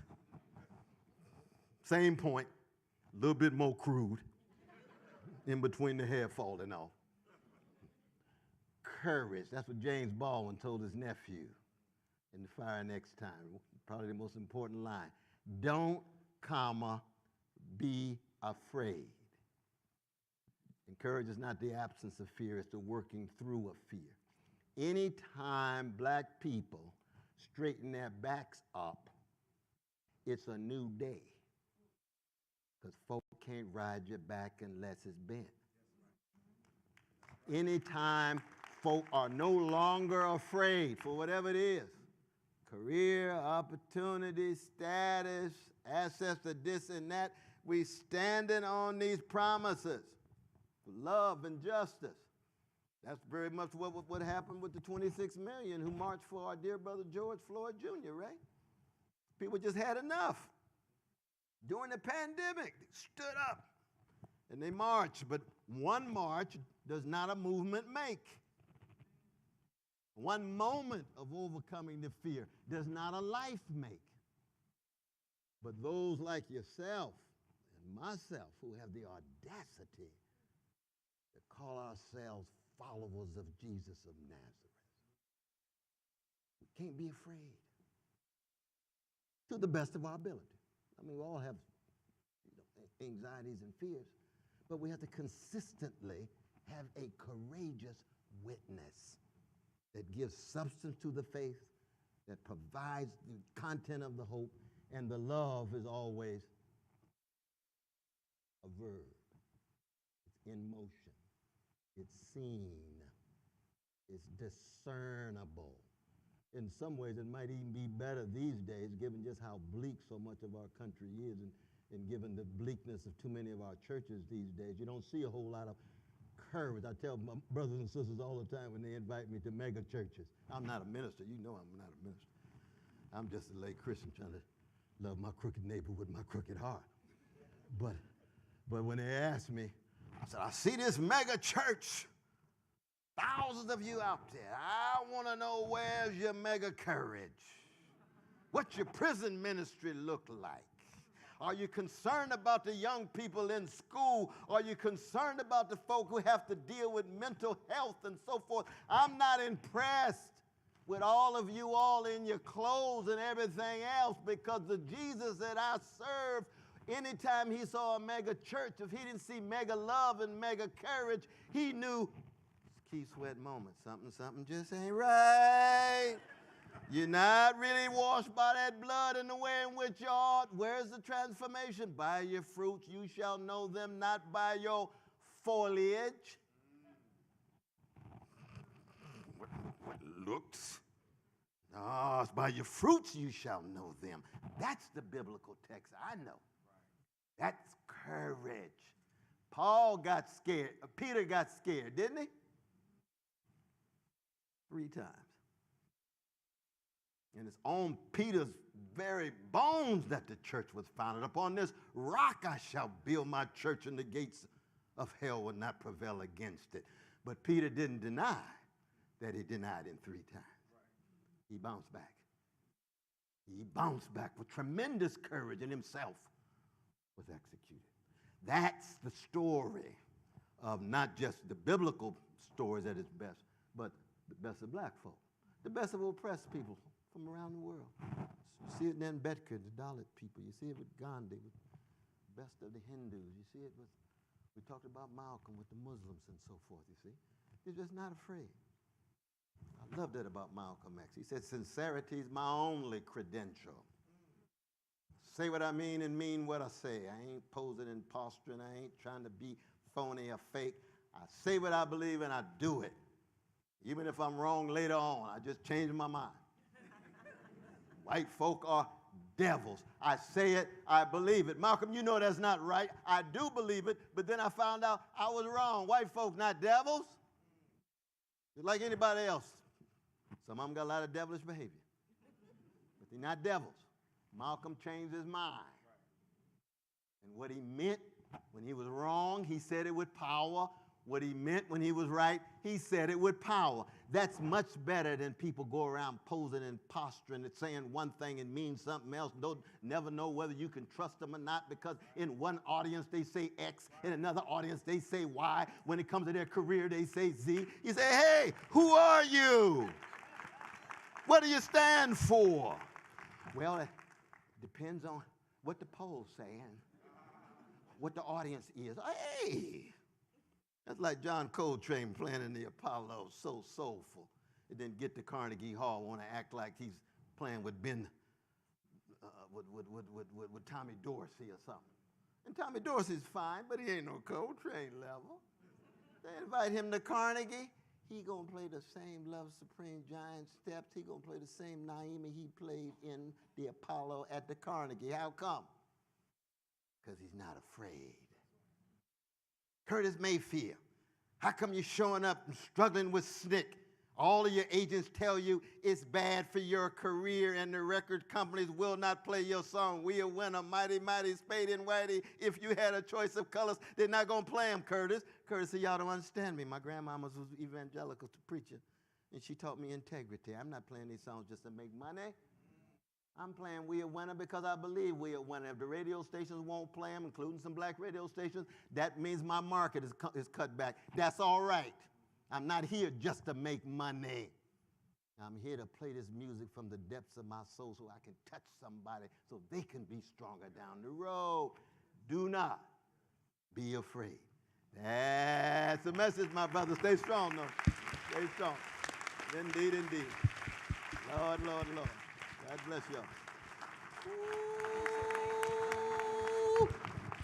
Oh, I bless y'all. Good God Almighty, my dear sisters.